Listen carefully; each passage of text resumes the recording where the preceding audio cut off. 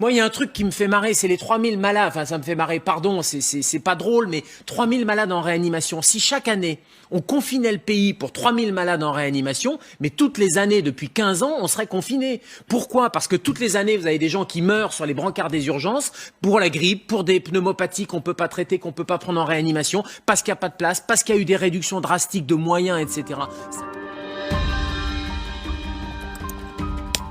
M6 Info. Cette dame est arrivée ce matin à l'hôpital.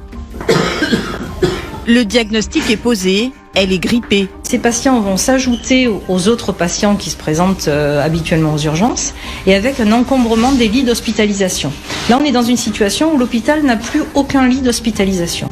Situation inquiétante dans les services d'urgence. Une centaine d'établissements viennent de déclencher ce qu'on appelle le plan hôpital en tension. En termes simples, cela signifie qu'il n'y a plus assez de lits. Les patients sont parfois soignés à même les brancards dans les couloirs. Une situation de crise qui devient permanente et vous allez l'entendre, les personnels sont à bout de souffle. Des brancards un peu partout. Aux urgences de l'hôpital de Toulon, c'est une journée comme les autres.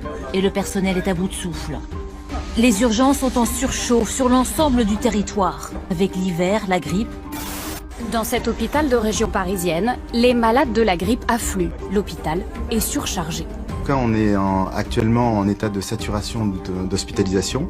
On n'a plus de place à l'hôpital, on appelle les soins de suite rééducation, les unités gériatriques aiguës, ils sont pleins.